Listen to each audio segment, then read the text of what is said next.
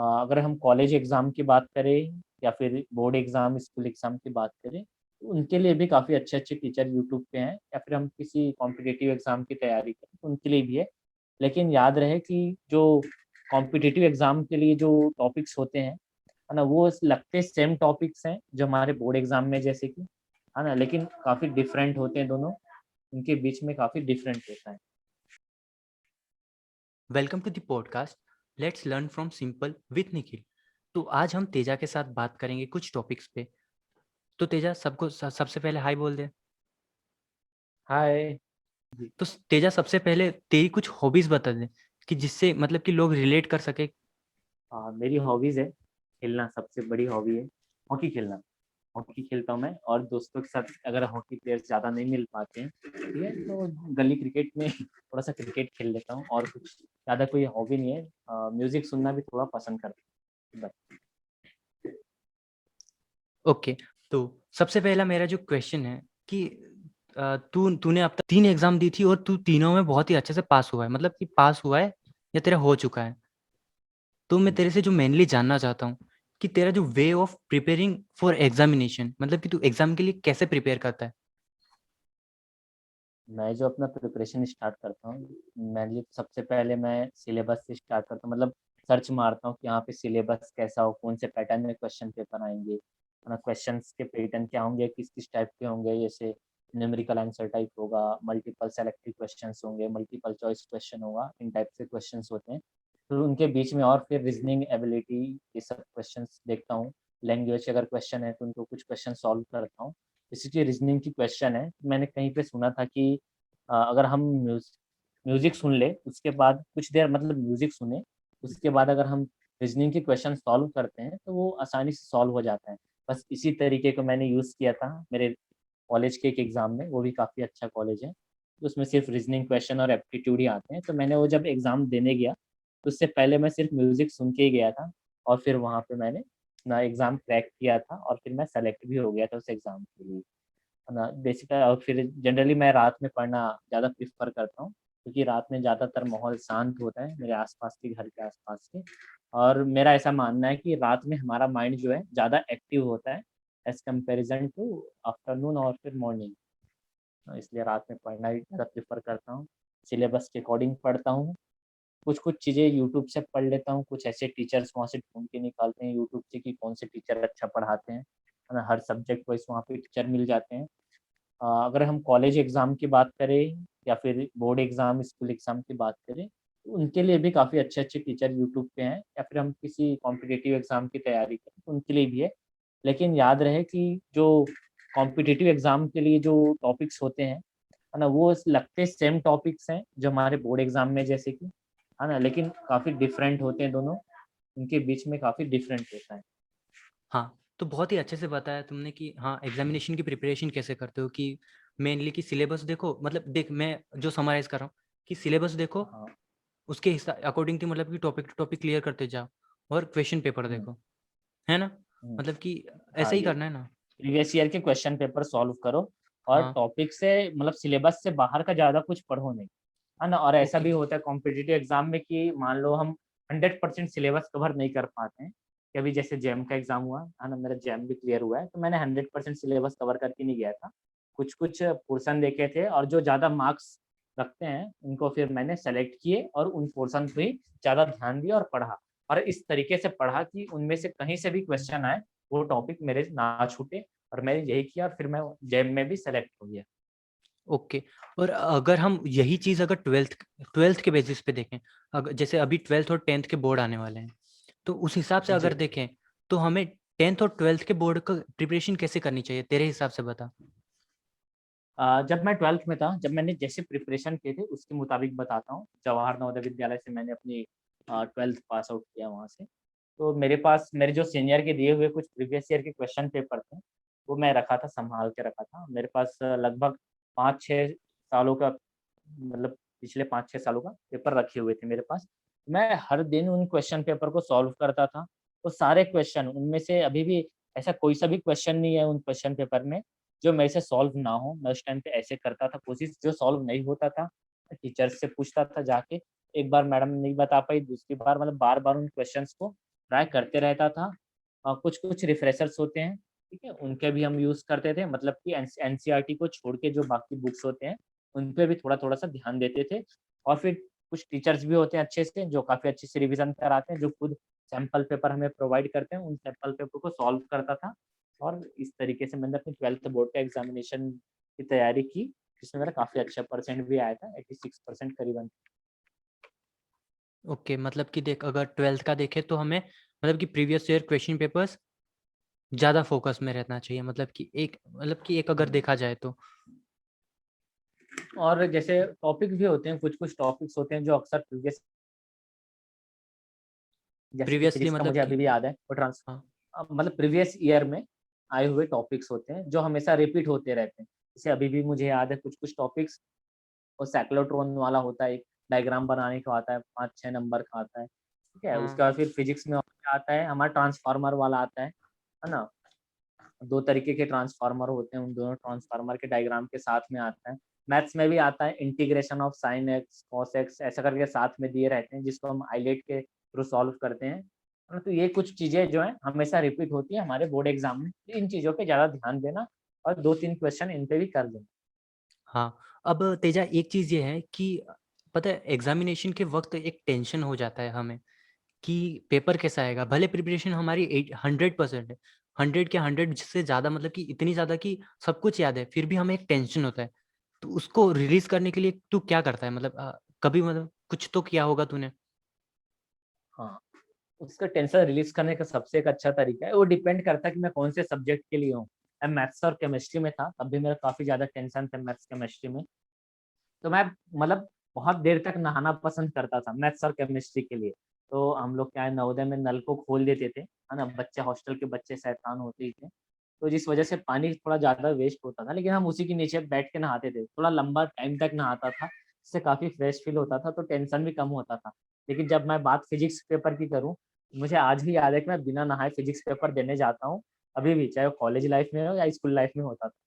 या तो मुझे डर रहता था कि अगर मैं नहा के गया तो अपने फिजिक्स के फॉर्मूला भूल ना जाऊँ और मैं अ फिजिक्स के पेपर है ना? तो शायद यही वजह है कि फिजिक्स में मेरे मार्क्स जो है बाकी सब्जेक्ट के मुताबिक कम आते हैं। नहीं देख, जो फिजिक्स वाली तूने जो ट्रिक कही, तो तू मानेगा नहीं, हाँ, लेकिन ये एक बार मैं मतलब ऐसे ही यूट्यूब में देख देख रहा था, तो इंटरेस्टिंग फैक्ट्स में मतलब कि एक व्यक्ति मतलब कि शॉर्ट्स में बोल रहा था कि जापान में बहुत से बच्चे मतलब कि एग्जाम से पहले नहाना पसंद नहीं करते हैं, क्योंकि वहाँ मतलब कि उनका मानना है कि अगर वो नहाएंगे तो फॉर्मूला भूल जाएंगे। सेम ट्रिक, सेम थिंग, मतलब बहुत ही सही लगा मेरे को ये। तो मतलब कि हुँ, टेंशन रिलीज़ हो गया। और फिर तेरा मतलब कि मेनली फ़ोकस क्या रहता था कि अगर तेरा आंसर राइटिंग है, अगर तू कोई हुँ, आंसर लिख रहा है, तो उसमें तेरा मेन फ़ोकस क्या रहता था? जैसे कुछ बच्चे करते हैं कि पहले मतलब कि क्वेश्चन पेपर स्टार्ट करते हैं तो अच्छी राइटिंग लिखते हैं, बीच में मीडियम हो जाती है और एंड तक इतनी इतनी गंदी हो जाती है कि खुद भी नहीं पहचान पाते। और अभी मैं स्टार्टिंग में यूज़ करेंगे ब्लैक और ब्लू, बीच में ब्लू और सिर्फ़ हाँ। लास्ट में तो मेबी कुछ भी मतलब कि मिक्स हो जाता है। तो इसके बारे में क्या कहना चाहेंगे? मैं देखो मैं शुरू से टाइम मैनेज करके ही चलता था। ऐसे ब्लैक ब्लैक एंड ब्लू का यूज़ मैं बिल्कुल भी नहीं किया था। मैं सिर्फ़ ब्लू पेन का ही यूज़ किया था। ब्लैक का तो बिल्कुल भी नहीं करता था मैं यूज़ करने के लिए। हाँ, लगता था कि कोई पॉइंट कुछ ज़्यादा इंटरेस्टिंग है उसको बस एक अंडरलाइन मार देता था। है ना? क्या कि पेन चेंज करने में उसमें भी थोड़ा काफ़ी टाइम जाता है सब बार-बार ब्लैक लो फिर ब्लू लो इस तरीके से, है ना? इस वज़ह से मैं कोई पेन चेंज नहीं करता था, ब्लैक पेन या फिर ब्लू पेन करके। ओके, और पेन चेंज का भी हो गया। अब जो स मेन चीज़ है कि बोर्ड्स तो हम मतलब कि ये है कि अपन ने पेपर दे दिया, सिलेबस देख के अच्छा सा वो दे दिया, अपन ने पेन वगैरह का भी देख लिया। बट पेपर दे के आते हैं अपन, जब कंप्लीट हो जाता है उसके बाद भी एक एक टेंशन आता है, याद कर कि जब हम 12th में थे, 12th का पेपर खत्म हो गया, उसके बाद पता है एक बहुत ही ज़्यादा वाला था कि पेपर में मैंने कुछ गलत किया है। जबकि सही किया हुँ। होता है, फिर भी हमने गलत किया है। तो इस वाले चीज़ को तू कैसे टैकल करता था? इस वाले चीज़ को टैकल करना टीचर के हाथ में होता है, ऐसा मुझे लगता है। क्योंकि मैंने जो अपने बोर्ड एग्ज़ाम देकर आए थे, तो मेरे को टेंशन हुआ था मैथ्स के पेपर और फिज़िक्स के पेपर में। केमिस्ट्री के टीचर बहुत मेरे साथ देते थे, साथ में ही रहते थे। केमिस्ट्री के टीचर काफ़ी फ्रेंडली थे वो मेरे साथ में। मुझे केमिस्ट्री के लेकर कोई टेंशन नहीं थी। फिर मैथ्स के टीचर में जब मैं आया, तो टीचर थोड़ा-सा डरा के रखते थे कि नहीं तुमने ये चीज़ गलत कर दिया, तुमने ये चीज़ गलत कर दिया, और मैं तुम्हें बताता हूँ कि तुम्हारे कितने मार्क्स आ रहे हैं। इस तरीके से डराना नहीं चाहिए। जबकि मैं जब फिज़िक्स का पेपर दिला कर आया, तो उस साल जब हम लोगों ने 12th का एग्ज़ाम पास आउट किया, आई थिंक 2017 था जब हमने 12th बोर्ड दिया, तो हाँ, फिज़िक्स का पेपर काफ़ी ज़्यादा टफ आया था और थोड़ा कंट्रोवर्शियल था। मतलब ऐसा था कि ए सेट, बी सेट और सी सेट, तीनों में डिफ़िकल्टी लेवल समान नहीं थे। तीनों में अलग-अलग थे डिफ़िकल्टी लेवल। ए या तो ए बहुत ज़्यादा टफ हो गया था या फिर सी बहुत ज़्यादा टफ हो गया था, ऐसे। कुछ में बहुत सिंपल-सिंपल से क्वेश्चन दे दिए थे, है ना? इस चीज़ को लेकर हमने अपने टीचरों से भी बात की, तो हमें तो इतना पता था कि अब कुछ हो नहीं सकता, लेकिन टीचर ने, है ना, हमारा आत्मविश्वास बनाए रखने के लिए उन्होंने हमसे ये बोल दिया था कि ठीक है, हो सके तो हम जो है सीबीएसई के हेड ऑफ़िस जो हमारा भुवनेश्वर में है, छत्तीसगढ़ का, हम वहाँ एक लेटर लिख देंगे, ठीक है? तो अब हमारा इसमें क्या है, आत्मविश्वास बना रहा है कि हाँ, मैडम बोल रही है तो हाँ, कुछ होगा। फिर बाद में पता चला कि ऐसा कुछ होता ही नहीं है करके। चलो हमने सोचा कि इस तरीके से आत्मविश्वास बनाए रखने के लिए मैम ने बोला। ये सब कुछ मैम, टीचर या टीचर लोग ही सँभालते हैं हमारा, एग्ज़ाम देने के बाद जो हमारा प्रेशर है, टेंशन है, उसे हम कैसे रिलीज़ करें। जब मैं एग्ज़ाम हॉल से निकला तब टीचर ने मेरा ही नहीं सबका मतलब क्वेश्चन पेपर ले लिया था, ताकि बच्चे बाद में डिस्कस करते हुए ना जाएँ। हमें बोल दिया गया कि आप सब सीधे मेस जाइए, वहाँ आपका लंच रखा हुआ है, आप सीधा जब मेन मेस जाके अपना लंच लीजिए और बीच में डिस्कस ना करेंगे तो ज़्यादा बेटर होगा। इस तरीके से हमने डिस्कस भी नहीं किया, हमने बस चले गए शांति से, उसके बाद फिर आके हॉस्टल में थोड़ा बहुत दोस्तों के साथ डिस्कस किए, यहाँ पे ये क्वेश्चन ऐसा था, ये क्वेश्चन ऐसा था। क्वेश्चन पेपर तो हमारे हाथ में था ही नहीं, हमें पता भी नहीं था कि कौन-सा सेट में कहाँ पे कौन-सा क्वेश्चन नंबर था, ठीक है? क्योंकि बहुत सारे ऐसे सेट थे, शायद 4 सेट में थे हमारे क्वेश्चन पेपर। तो दिक्कत हो रही थी, इसलिए ज़्यादा फिर डिस्कस नहीं किए इन टॉपिक्स पे, और हम फिर फ्रेश माइंड से रहे, ज़्यादा टेंशन हमें नहीं हुआ। मतलब कि बहुत मतलब कि टीचर के लिए मेरे को बहुत अच्छा लगा कि उन्होंने ये एक पॉइंट ही निकाल दिया कि तुम लोग डिस्कशन ही नहीं करोगे तो टेंशन कहाँ से उठेगा। मतलब हाँ, वही है कि तुम नेक्स्ट पेपर के लिए फ्रेश रहोगे, जाके सो जाओ और बढ़िया से फ्रेश होके देख लो। और फिर ये बात रही तो अब ये एक चीज़ रहेगी कि हम मतलब कि बहुत से बच्चों का सपना होता है देखना कि जब 11th में आएँगे तभी से सोचते हैं कि हम जेईई मेंस या मतलब कि जेईई क्रैक करके हम कुछ ऐसा बड़ा आईआईटी-वाईआईटी करेंगे। 11th से देखते हैं वो लोग। तो वो लोग मतलब कि प्रिपरेशन भी करते हैं, जेईई का देते भी हैं। जैसे तूने बोला कि सिलेबस, प्रीवियस ईयर क्वेश्चन हुँ, पेपर और स्कोरिंग के हिसाब से और टाइमिंग देख हुँ, के ये पूरा उन्होंने फ़ॉलो किया। फिर भी हुँ, मतलब कि कई लोगों का मतलब कि जेईई के वक़्त खराब हो जाता है परफ़ॉर्मेंस। ऐसा क्यों लगता है तुझे? हुँ। कि उनकी फुल अच्छा, प्रिपरेशन होती है 2 या 3 साल की, फिर भी उनका पेपर खराब जाता है, ऐसा क्यों? सबसे ज़्यादा जो हमें दिक्कत देते हो हमारी होती है मेंटल हेल्थ, है ना? हम इसी चीज़ की टेंशन में रहते हैं कि हमारा होगा कि नहीं होगा। जैसे कि एक मूवी आई थी अभी कुछ समय पहले, सुशांत सिंह राजपूत जी की छिछोरे मूवी, ठीक है? उन्होंने जिस तरीके से दिखाया है, जैसे उनका जो बेटा होता है, वो काफ़ी समय से प्रिपेयर करते रहते हैं, प्रिपरेशन अपनी करते रहते हैं, एग्ज़ाम की प्रिपरेशन चलते रहती है ना? तो उनके मम्मी-पापा जो होते हैं रैंकर्स होते हैं, लेकिन बेटा जब क्रैक नहीं कर पाता जेईई मेंस का पेपर या फिर किसी भी इसी तरीके से इंजीनियरिंग एंट्रेंस एग्ज़ाम, तो वो सुसाइड करने की कोशिश करते हैं। तो पहली चीज़ तो इस चीज़ को दिमाग से निकाल दो कि सिलेक्शन होने वाला है या नहीं होने वाला है। दिमाग में होना चाहिए कि हाँ, हमने अच्छा दिया, बस ये। नहीं हुआ कोई बात नहीं, अगली बार देंगे, इस चीज़ को ध्यान में रखो। अगली बार पूरा फाड़ के रख देंगे पेपर। ऐसा दिमाग में रखो, ये नहीं कि नहीं हुआ अब क्या करूँ, कैसे करूँ? फालतू चीज़ें सोचना ही नहीं। छोड़ो नहीं हुआ तो कोई बात नहीं, है अभी चांस, ऐसा तो है नहीं। मेरे आज भी 3-4 दोस्त हैं, वो आज भी 12th में ही हैं समझो। वो 12th में देखो हम लोग को 4 साल हो गया पास आउट हुए 12th से। अभी भी मेरे फ्रेंड है जो कॉम्पिटिटिव एग्ज़ाम की तैयारी कर रहे हैं, नीट की तैयारी कर रहे हैं। उन्होंने और कहीं पे भी नहीं भरा है, नीट की तैयारी कर रहे हैं और उनका अभी भी नहीं हुआ है। लेकिन आज भी जब उनसे मेरी बात होती है, मैं उनको यही कहता हूँ, कोई बात नहीं, अगली बार फाड़ के रख देना। तो इस चीज़ से और उत्साहित हो जाते हैं कि हाँ भाई तू सही बोल रहा है, अगली बार तो करके रहेंगे और तैयारी में है और मुझे यकीन है कि उनका हो ही जाएगा। ऐसे मेरे 2-3 दोस्त हैं जिनके आज भी नहीं हुआ है, लेकिन वो शायद अगले साल तक निकाल ही लेंगे, मुझे ये यकीन तो ये हो जाएगा। ज़्यादा सोचने वाली बात नहीं होती अगर नहीं होता तो। तो अब दोस्तों की बात लाई है एग्ज़ाम के रिलेटेड, तो ये एक जानना ज़रूरी है कि क्या फ्रेंड्स सपोर्टिव होंगे तो ज़्यादा फ़ायदा है? मतलब कि फ्रेंड्स कैसे हों, उसका भी कोई इफ़ेक्ट होता है क्या एग्ज़ाम हुँ, पे? मतलब कि क्लियरली ये कहना हाँ, चाहता हूँ। हाँ, मैं बोल रहा हूँ कि 2 तरह के फ्रेंड होते हैं, एक होते हैं सपोर्टिव, एक होते हैं जो लेवल को डाउन कर देते हैं। सपोर्टिव फ्रेंड क्या होते हैं अगर तुमसे कुछ नहीं बन रहा है तो वो क्या करते हैं, आके तुम्हें पढ़ा देंगे, समझा देंगे। जैसे बैक बेंचर वाली कहानी होती है कि यार कुछ पता नहीं, जो टीचर पढ़ाते हैं वो समझ में नहीं आता, लेकिन जो दोस्त पढ़ा जाते हैं वो हमेशा के लिए याद हो जाता है। इस तरीके का कंडीशन होते हैं, ठीक है। लेकिन कॉम्पिटिटिव एग्जाम में जैसा दोस्त का होता है, तो वो भी डिफर करता है कि वो फ्रेंड कैसा है। कुछ फ्रेंड्स चिढ़ाने के लिए बोलते हैं, ये हमारे इतना सिलेबस कवर हो गया, हमारे इतना सिलेबस कवर हो गया, तो हम थोड़े टेंशन में आ जाते हैं कि यार ये कर सकता है, हाँ मेरा नहीं हुआ, इसका हो चुका है, मेरा नहीं हुआ, मैं क्या करूंगा, अभी भी मैं कुछ नहीं स्टार्ट किया हूँ, ऐसे। और कुछ फ्रेंड होते हैं थोड़े सपोर्टिव होते हैं, वो किस तरह से बोलते हैं, यार मेरा इतना सिलेबस कवर तो हो गया, पर चिंता मत कर, तेरा भी जल्दी हो जाएगा। ये एक सेंटेंस और उसमें जोड़ देते हैं तो सपोर्टिव नेचर का। और कुछ फ्रेंड चिढ़ाने के लिए बोल देते हैं कि नहीं भाई, मेरा तो इतना हो गया, तू नहीं कर पाएगा, तेरा नहीं होगा, चल छोड़ना, तू नहीं कर सकता। कुछ फ्रेंड्स ऐसे होते हैं, तो ऐसे फ्रेंड से दूर रहना जो थोड़ी चिढ़ाने की नेचर से करते हैं, है ना। अब बात करने के तरीके से ही पता चल जाता है कौन सा फ्रेंड कैसा है। मतलब कि फ्रेंड्स ज़रूरी हैं कि अगर वो पॉज़िटिव है तो मतलब कि अच्छी बात है। और पॉजिटिव है तो अच्छी बात है, साथ रहें उनके, और जो नेगेटिव है, जो आपको चिढ़ाने के लिए डिमोटिवेट कर रहे हैं, उनसे दूरी बना के रखें, वही ज्यादा अच्छा है। हाँ, अब तक की बात को हम अगर रिव्यू करें तो ये देख लें कि एक एग्ज़ाम को फैक्टराइज़ बहुत चीज़ें कर रही हैं कि फ्रेंड्स, टीचर्स, खुद की प्रिपरेशन, माइंडसेट। तो इसी में अगर मैं पूछूँ कि अगर पेरेंट्स की बात करें कि पेरेंट्स का क्या रोल लगता है तुझे कि किसी भी एग्ज़ामिनेशन को पास या फेल होने में पेरेंट्स का क्या हाथ हो सकता है? मतलब कि उनका क्या ही नेचर हो की वजह से कुछ डिफरेंस आए? हाँ, ये तो होता है, पेरेंट्स की भी बहुत बड़ी रोल होती है किसी भी एग्जाम को पास या फेल करने में। जैसे कि मैं अपना 12th का ही बताता हूँ, बोर्ड का ही। उस समय मैं थोड़ा-सा मतलब इन चीज़ों पे विश्वास करता हूँ, अंधविश्वासी टाइप का थोड़ा-सा, मुझे भूत-प्रेतों पे विश्वास है। तो 12th एग्ज़ाम, बोर्ड एग्ज़ाम से पहले कुछ मेरे साथ ऐसे घटना हुआ था, जिससे मैं काफ़ी डरा हुआ था। मैंने फिर बिना देर करते हुए फिर घर में फ़ोन किया, मैं उनको बताया। मेरे घरवाले भी भूत-प्रेत पे विश्वास नहीं करते, लेकिन उनको पता है कि मैं करता हूँ। तो फिर वो मुझे कभी बोले नहीं कि विश्वास कर या ना कर। फिर जब उनको पता चला कि मैं ऐसी-ऐसी बातें कर रहा हूँ उनके सामने कि ऐसे भूत मेरे साथ ये हो रहा है, ये हो रहा है, ऐसी घटना घट गई।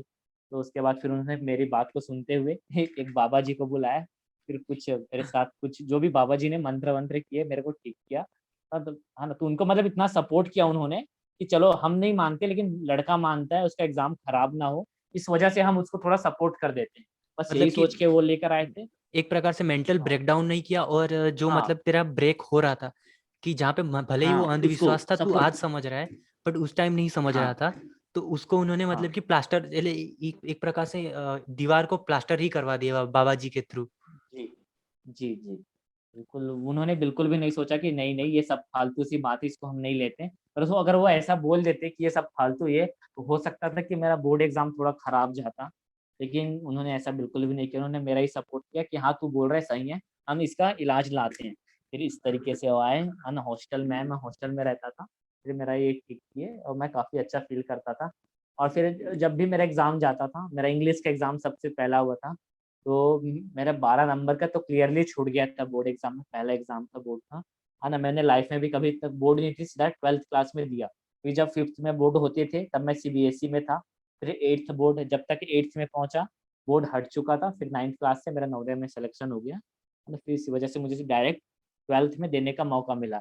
10th बोर्ड था, लेकिन वो होम बोर्ड था, वहीं पे ही चेक होते थे शायद तक, इस वजह से कोई ज़्यादा डिफ़िकल्टीज़ हाँ, की सामना नहीं 12th करनी में पड़ी। अरे 10th में 2 ऑप्शन मिलते हाँ, थे ना सीबीएसई में। एक इंटरनल हाँ, एक एक्सटर्नल कि एक्सटर्नल लो तो बाहर हाँ चेक सर। होंगे, इंटरनल लो तो अंदर चेक होंगे हाँ, ऐसा वाला। हमारा शायद तक इंटरनल था, इस वजह से कोई ज़्यादा दिक्कत नहीं हुआ मुझे बोर्ड को लेकर 10th में। मैंने हम सीधा 12th पे दिया था। हमारे भी 10th में हम तो 3 ही जब लोग थे जो ऐसा अलग निकल गए थे 10th में एक्सटर्नल लेके हुँ, कि हम 3 लोगों को हुँ, एक्सटर्नल चाहिए टाइप ऐसा उस तो हिसाब उस से। वजह से है ना, पेरेंट्स जो होते हैं काफ़ी सपोर्टिव रहते हैं, वो भी एग्ज़ाम को लेकर, तो उनका भी काफ़ी जो बड़ा रोल होता है एग्ज़ाम्स को लेके, सिर्फ़ बोर्ड एग्ज़ाम में नहीं, बल्कि कॉम्पिटिटिव एग्ज़ाम में भी वो काफ़ी ज़्यादा सपोर्ट करते हैं। है ना, जैसे कि अब मैं हूँ, तो मेरे को यहाँ पे अलग सा हम लोग का घर इधर रूम है, तो यहाँ पे मैं अकेले रहता हूँ इस घर में, इस रूम में। बस खाना खाने के लिए अपने मम्मी-पापा वाले इस घर में जाता हूँ रूम में, ताकि वो इसलिए मेरे को भी बोल देते हैं कि उसी रूम में रहे, क्योंकि उनको पता है कि मैं हॉस्टल में रहने की आदी हो चुका हूँ। 8 साल से हॉस्टल में हूँ, अकेले रहना ज़्यादा पसंद करता हूँ ऐसे। तो वो भी बोलते हैं ठीक है तू जा पढ़, जैसा करना है कर, है ना? क्योंकि मतलब उनको पता है कि मैं रात में पढ़ना ज़्यादा पसंद करता हूँ। टाइम टेबल मेरा काफ़ी खराब है, रात 3 साढ़े 3 बजे करीब सोता हूँ, है ना? पढ़ने का जब मूड होता है तो ये 1 डेढ़ मैं 12 बजे के बाद ही पढ़ता हूँ, 1 डेढ़ घंटा ही पढ़ता हूँ, ऐसा है। तो इस वजह से वो भी नहीं बोलते, ठीक है तू पढ़ तो रहा है एटलीस्ट, ये बोलते हैं और फिर भेज देते हैं। मतलब उनका सपोर्टिव नेचर ही सबसे अच्छी चीज़ है, सबसे बड़ी चीज़ है सक्सेस होने के लिए पेरेंट्स की। अगर कोई पेरेंट देख रहा हो इसे तो उसके लिए तेरा तेरा क्या मतलब कि कोई ऐसा सजेशन ही कह देना। मैं उन पेरेंट्स को ऐसा ही बस बोलना चाहता हूँ, क्योंकि मैं भी अब एक टीचर बनने वाला हूँ, तो ये ऐसा एक सजेस्ट कर सकता हूँ कि बच्चों को कभी डिमोटिवेट नहीं करना। जब वो 12th में आए, तो एक समझ लेना बच्चे की जिद मान के पूरी कर देना जो भी वो माँगे। चलो हाँ, ठीक है हम कर देते हैं। अब ऐसा भी नहीं कि बच्चा बहुत बड़ी-बड़ी चीज़ें आईफ़ोन माँगने लगे, कोई केटीएम बाइक-वाइक माँगने लगे, ये सब कुछ। तो ये सब नहीं देना, लेकिन छोटी-मोटी जो विशेष है पूरी कर देना, है ना? जैसे कि और बोल देना कि हाँ, तू कर, इसके बाद फिर हम तुझे और भी कुछ अच्छी चीज़ें देंगे। जैसे कुछ गिफ्ट का बता देना कि तू एग्ज़ाम पास कर ले, फिर हम ये दे देंगे। एग्ज़ाम अच्छे से निकाल ले, फिर हम ये दे देंगे, तू चिंता ना कर। उनके माइंड में कोई सा भी ऐसा टेंशन नहीं होना चाहिए कि इसको निकालने के बाद मुझे क्या मिलेगा, कैसे मिलेगा, इस चीज़ की टेंशन नहीं होनी चाहिए। उनका पहले से ही बता दो कि हाँ, तुम एग्ज़ाम क्रैक कर लो, फिर तुम्हें ये मिल जाएगा, है ना? जिसे हम बोलते हैं अपने साइकोलॉजिकल की भाषा में या फिर बीएड की लैंग्वेज में रीइन्फोर्समेंट बोलते हैं हाँ। कि, है ना? तो ये हमें मतलब होना चाहिए, बच्चों को लेकर ऐसे पेरेंट्स होने चाहिए, बच्चों को बता सकते कि हम मतलब कि एक टाइप का रिवॉर्ड रख के कि तुम अगर इस हैं। हाँ, अचीवमेंट को ले लेते हो तो तुम्हें ये रिवॉर्ड मिलेगा। हाँ, मतलब कि हाँ, इस टाइप से। हाँ। एक ये चीज़ है कि तुमने कहा कि तुम हॉस्टल में रहते थे, 8 साल हो चुके हैं। हुँ, तो अभी 1 साल से लॉकडाउन में तुम मतलब घर पे हो। अब अगर हम हुँ। अभी देखें तो 2021 में, तो 2020 में से हम मतलब कि घर पे बैठे हुए हैं।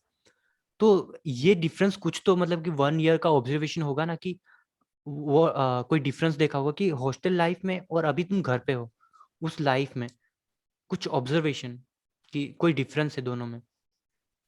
देखो, हाँ, ये बात तो ऐसी होगी जैसे कि एक क्वेश्चन जैसे पूछा जाए कि काजू कतली अच्छा है या फिर रसगुल्ला अच्छा है? यार 2 मिठाई है, दोनों अपनी-अपनी जगह पे अच्छे हैं, है ना? हाँ, एक जो है मतलब, है ना? तो इस तरीके से ये भी हो जाता है कि वो भी बहुत अच्छा है, अपनी हॉस्टल लाइफ जो है, और घर वाली अभी जो नॉर्मल लाइफ है, वो भी काफ़ी अच्छी है। हम दोनों को कंपेयर नहीं कर सकते कि कौन, दोनों अपनी-अपनी जगह पे अच्छी हैं। एक जहाँ पे पेरेंट्स के साथ रहते हैं, एक डिसिप्लिन मेंटेन करके रहना पड़ता है, वो भी काफ़ी अच्छी है ना? प्रॉपर टाइम टेबल रहता है कि यार इस टाइम पे आओ घर में, ज़्यादा देर बाहर नहीं रह सकते, दोस्तों के साथ ज़्यादा घूम नहीं सकते, ठीक है, वो भी रखते हैं। पेरेंट्स एक चीज़ जो रेस्ट्रिक्शन रखते हैं कि बच्चे किनके साथ घूम रहे हैं, उनके फ्रेंड्स कैसे हैं, इस चीज़ के पेरेंट्स काफ़ी ध्यान रखते हैं। इस चीज़ को लेकर ही मतलब जो पेरेंट्स और बच्चों के बीच में कभी-कभी मनमुटाव हो जाता है थोड़ा छोटा-बहुत, कि पेरेंट्स डाँट देते हैं कि नहीं तू उस बच्चे के साथ नहीं घूमेगा, वो लड़का अच्छा नहीं है, ऐसे करके। होते भी कुछ ऐसे, है ना? कि सोसाइटी में ऐसे बच्चे भी रहते हैं जो थोड़ा कुछ ज़्यादा ही ड्रिंक करते हैं, कुछ ज़्यादा ही स्मोकिंग करते हैं, उनके साथ पेरेंट्स रोकते हैं। लेकिन हॉस्टल में ऐसा कुछ नहीं होता है। ना अगर हॉस्टल में कोई ड्रिंक कर रहा है, स्मोकिंग कर रहा है, तो वो आप पे डिपेंड करता है कि आप उनके साथ रहना पसंद करते हो कि नहीं करते हो। हाँ, तो अपनी-अपनी समझ होती है दोनों की, हॉस्टल की भी, हॉस्टल लाइफ़ और अपनी जो घर की नॉर्मल लाइफ़ होती है। मतलब दोनों बहुत अच्छी होती हैं। डिफ़रेंस एक बोल सकते हैं कि हॉस्टल में मम्मी-पापा होते नहीं, जो फ्रेंड्स होते हैं तो वही सपोर्टिव होते हैं, और छोटा सा मतलब घर में तो ऐसा होता है कि थोड़ा-सा भी तबीयत खराब हो गया तो जो मम्मी-पापा होते हैं, "लो बेटा टैबलेट खा लो, लो बेटा सो जाओ, ये कर लो, ये कर दो।" ऐसा खाना भी उस हिसाब से बनाते हैं जैसी हमारी तबीयत होती है। जैसे पेट खराब हो गया तो खिचड़ी दे देंगे, सिर में दर्द है तो कुछ ठंडा-ठंडा चीज़ें देंगे। लेकिन हॉस्टल हुँ। में ऐसा कुछ नहीं होता। हॉस्टल में पेट खराब है और अगर उस दिन आपके मेन्यू में, है ना, कोई मतलब स्पाइसी चीज़ है, तो स्पाइसी चीज़ ही बनेगा। आपके लिए हाँ, कोई स्पेसिफिक नहीं बनाया जाएगा, तो आपको वो चीज़ खा के गुज़ारनी पड़ेगी। हॉस्टल में ऐसा होता है। एक के लिए कुछ तो चेंज आपको नहीं सब होगा। कुछ, हाँ, एक के लिए कुछ चेंज नहीं होता। दोस्त होते हैं, बहुत सपोर्टिव होते हैं। कुछ दोस्त ऐसे होते हैं जैसे कि आप ही एक काफ़ी अच्छे मेरे दोस्त थे। जब मेरी तबीयत खराब हुई थी तो आप मेरे लिए खिचड़ी वगैरह बना देते थे। तो ऐसे होते हैं, और कुछ ऐसे भी मतलब अपने जैसे फ्रेंड्स मिलते हैं, अपने जैसे मतलब घरवालों जैसे फ्रेंड्स, जो दोस्त से बढ़ के होते हैं, जो इनको भाई बोल लो, मदर, है ना? ऐसे मतलब किसी और मम्मी से ऐसे भाई इस टाइप का बोल सकते हो। तुझे एक बात याद करवा देता हूँ कि हम दोनों ने मिलके एक काम किया था।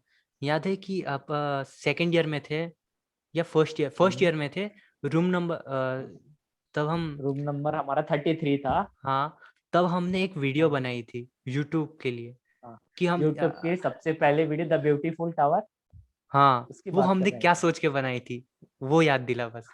हैं? हाँ, हमने वो सबसे पहली वीडियो बनाई थी खिड़की से लेकर। हमें देखा गया कि हमने देखा कि हाँ, वहाँ पे एक टावर है, और कुछ नहीं, हम बस डाल देते हैं द ब्यूटीफुल टावर करके कि हम आगे चल के कभी अपना यूट्यूब पे एक चैनल खोलेंगे और उसमें कुछ अच्छी चीजें करेंगे, ज्ञान की बातें करेंगे। और वो इस चीज पे करेंगे कि अगर ये वीडियो काफी अच्छा चलता है तो हमारा जो भी हम आगे चल के जो हम यूट्यूब पे डालने वाले हैं वीडियोस, उसकी व्यूज काफी अच्छी हो जाएंगी। हमने ये सोच के डाला था, उसकी भी काफी अच्छी रिस्पॉन्स आई थी द ब्यूटीफुल टावर की। हाँ ना, मतलब ठीक ठाक मिल जाते थे उसको भी व्यू।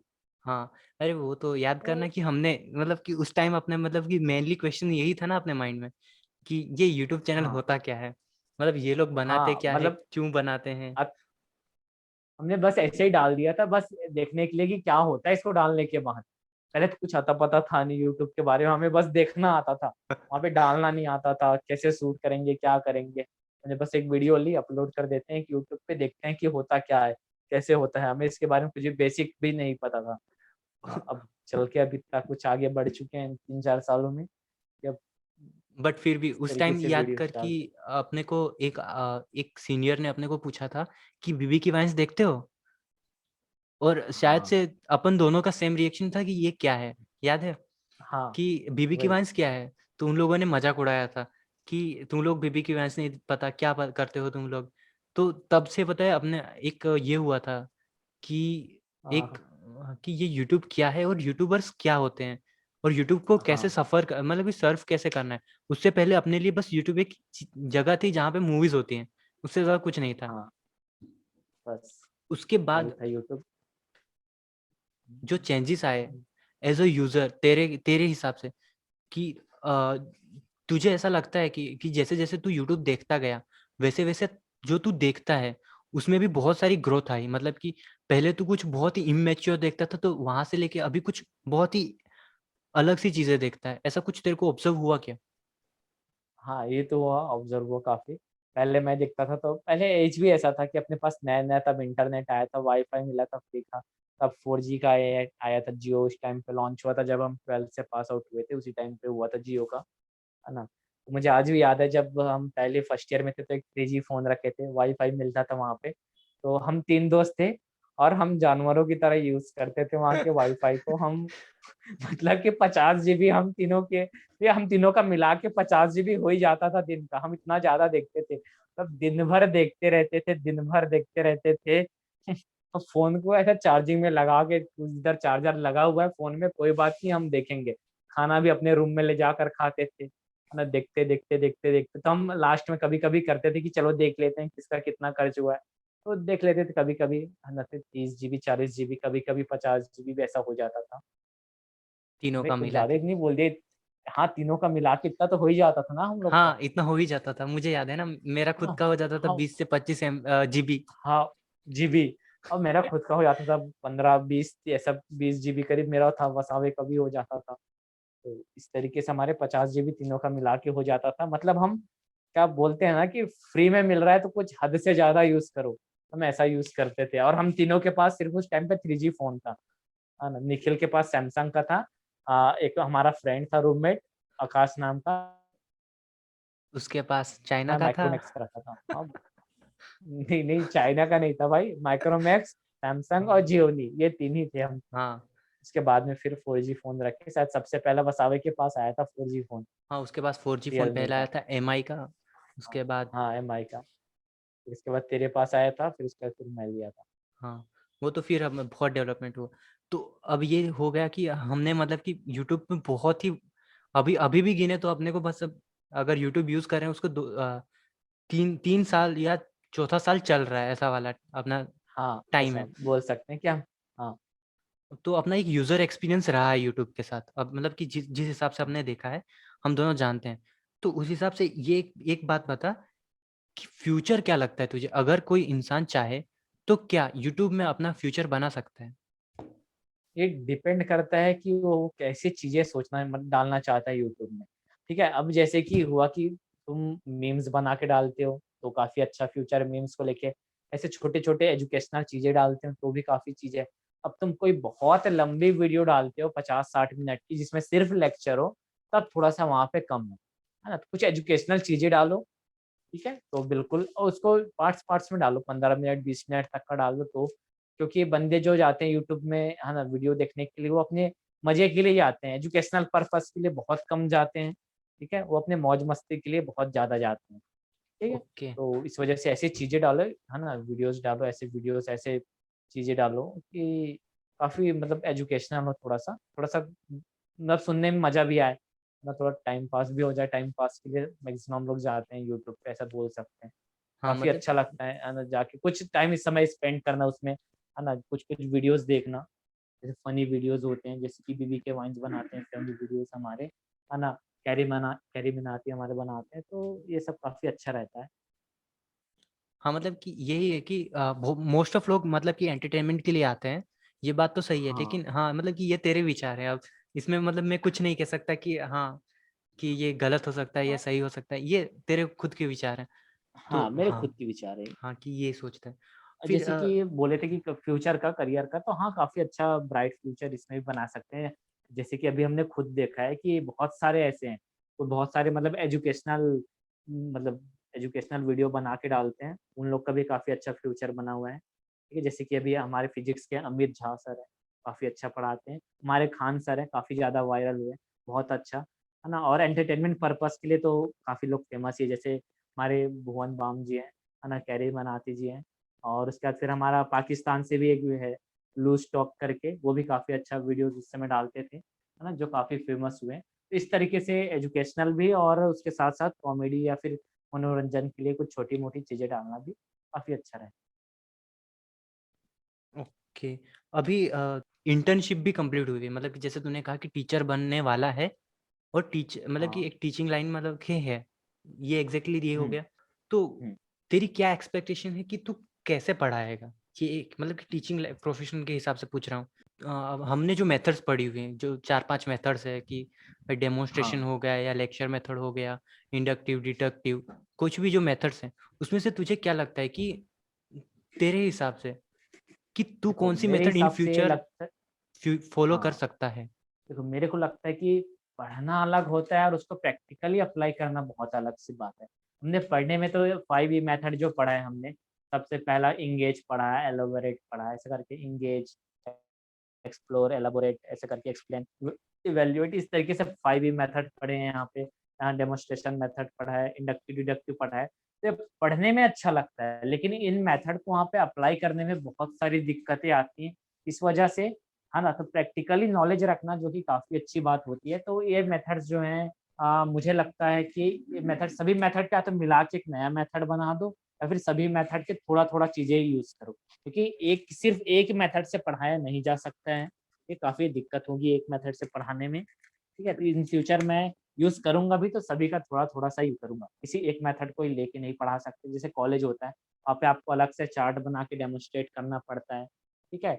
इंडक्टिव मेथड भी यूज़ करना पड़ता है, कुछ-कुछ मैथमेटिक्स में ऐसे प्रॉब्लम होता है कि डिडक्टिव मेथड भी यूज़ करना पड़ता है ना? तो ये तो काफ़ी टेक्निकल टर्म्स हैं, जैसे बहुत से लोगों को नहीं पता होगा कि क्या होता है, इंडक्टिव, डिडक्टिव मेथड क्या होता है, नहीं पता होगा, ये नए-नए टर्म्स होते हैं, है ना?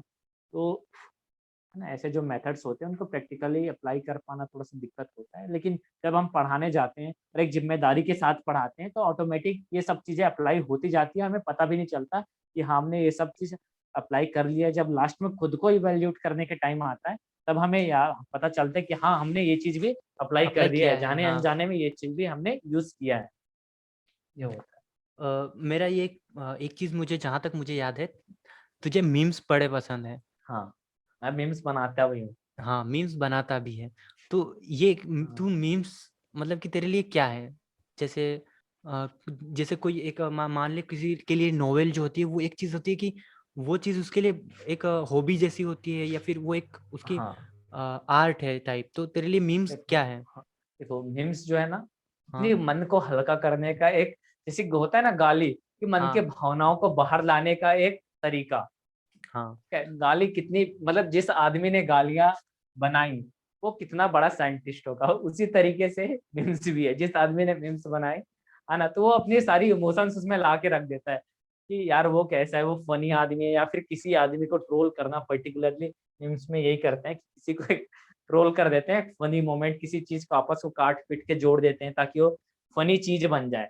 तो ऐसा नहीं है कि ये सबसे भी बन सकता है, इसे हम कोई आर्ट नहीं कह सकते, है ना? नॉर्मल लोग भी बना सकते हैं, है ना?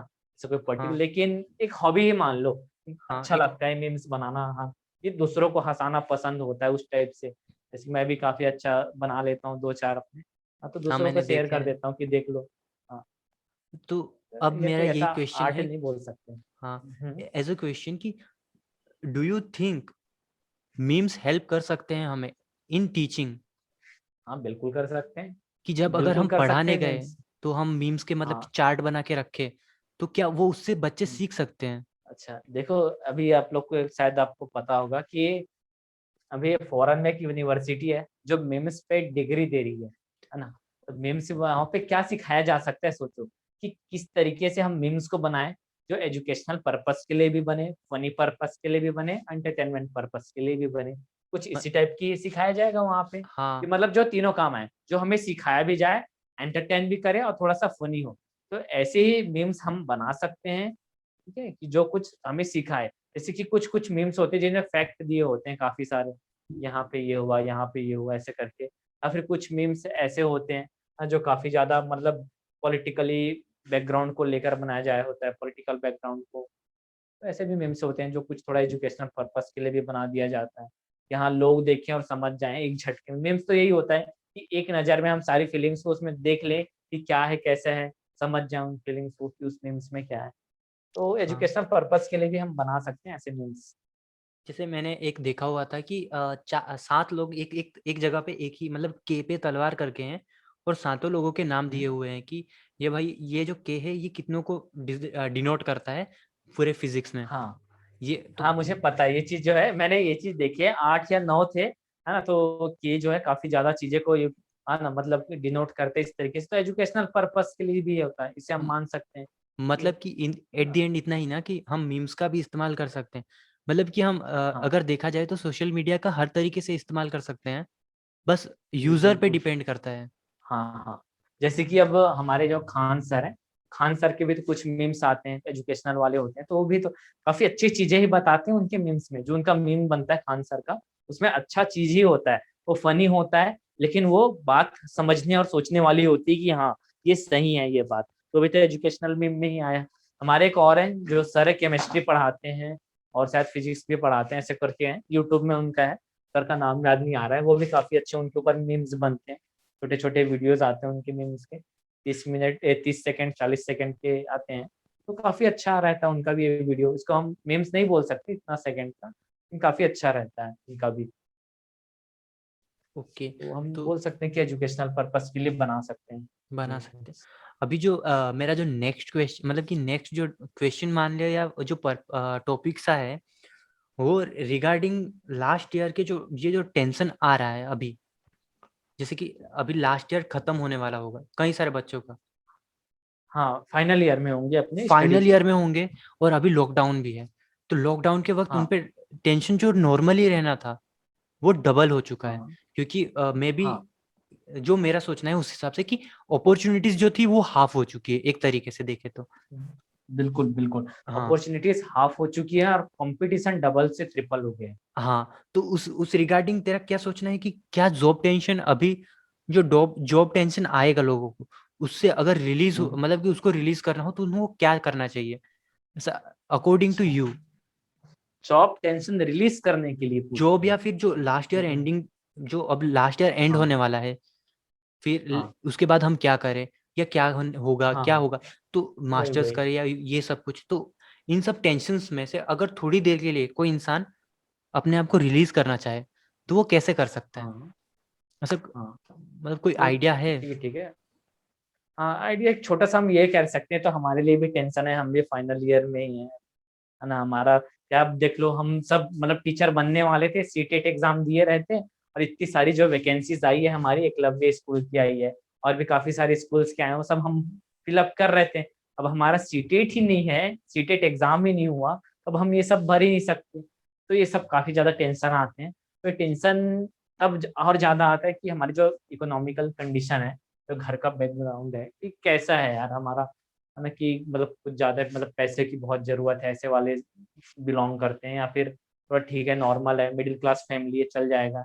तो डिपेंड करता है कि हम कैसे फैमिली से हमारा फैमिली बैकग्राउंड कैसा है। हमारे भी ऐसे बहुत सारे फ्रेंड्स हैं, है ना? तो जिनको मतलब जॉब चाहिए ही था, लेकिन लॉकडाउन की वजह से जॉब भी नहीं मिला, और हमारी जो वैकेंसीज है, टीचर जो है हमारे पहले आते थे प्लेसमेंट सेल में, जो टीचर्स रिक्रूट करने आते थे वो भी अब नहीं आएंगे, है ना। तो काफ़ी दिक्कतें तो आई हैं इस लॉकडाउन को लेकर। अब इस टेंशन से रिलीज़ करने के लिए एक ही कर सकते हैं कि यार दोस्तों के से बीच में मतलब काफ़ी ज़्यादा इस बात को डिस्कस करना। भाई तू क्या कर रहा है? तू कैसे कर रहा है ना? तू क्या करेगा? अपनी फर्दर स्टडीज़ के लिए जाएगा या फिर तू जॉब करेगा? और हाँ, एक चीज़ को ध्यान रखें कि जो जिन बच्चों से डिस्कस कर रहे हैं, वो उसका जो बैकग्राउंड है वो आपके बैकग्राउंड जैसा ही हो। ऐसा ना हो कि आप मतलब एकदम हाई क्लास फैमिली से हो, उस बच्चे से पूछ रहे हो कि भाई तू जॉब करेगा, फर्दर स्टडीज़ के लिए जाएगा? अगर उसकी फैमिली अच्छी है, तो तो वो स्टडीज़ के ऑब्वियसली लिए ही जाएगा वो। हाँ, ऑब्वियसली जाएगा स्टडीज़ के लिए, है ना? तो इस वजह से जो हम डिस्कस करना है वो हमारे अपने नॉर्मल अपने जो बैकग्राउंड के है, मतलब थोड़ा-सा लोअर मिडल क्लास या फिर मिडल क्लास के बच्चों से पूछें, जो मतलब जा भी सकते हैं स्टडीज़ के लिए, जिनके पास प्रॉपर कोई रीज़न होगा और वो बताएँगे भी। फिर तुम उस चीज़ पे विचार करो कि तुम्हें क्या लगता है, कि वो चीज़ पे तुम्हें जाना चाहिए, फॉलो करना चाहिए कि नहीं? हो जाता है फिर हल्का हो ही जाएगा मन थोड़ा-सा उनका भी सुन के। तो कहते हैं दुःख बाँटने से कम होता है, खुशियाँ बाँटने से बढ़ती हैं, तो दुःख बाँटो, कम होगा। अकॉर्डिंग टू हुँ। मी कि क्या करना चाहिए लोगों को कि कुछ ना कुछ अब बनाओ कि देखो अगर स्टडी के साथ कुछ नहीं हो रहा है तो तुम उसके साथ कुछ ना कुछ अपना मतलब कि कुछ डेवलप करो कि भले हुँ, कोई सी भी स्किल डेवलप करो जैसे मीम हो गई या फिर जरूरी नहीं है कि कोई भी मतलब कि एक ऐसी स्किल डेवलप करो कि जो तुम्हें काम आए। हुँ, हाँ, ये ओके। कर सकते हैं अपन, है ना? तो देखो होता क्या है कि अगर हम अभी घर में 1 साल से हैं, तो 1 साल भी बहुत होता है किसी चीज़ को सीखने या करने के लिए। अगर हम इसी बीच हमें कुछ छोटा-मोटा चीज़ आ गया करने को, ठीक है? देखो, जैसे कि मान लो अगर हम इसी में टेलर काम सीख गए तो, कपड़े सीना सीख गए तो, कितनी अच्छी बात है ना? हाँ है ना? मतलब एटलीस्ट कि ज़्यादा नहीं तो फिर भी काफ़ी कुछ इससे हम लोग को मिल सकता है, काफ़ी कुछ हमारी इनकम हो सकती है, इन हाँ चीज़ों को, है ना? तो ये भी अपन थोड़ा-सा कंट्रीब्यूट कर सकते हैं।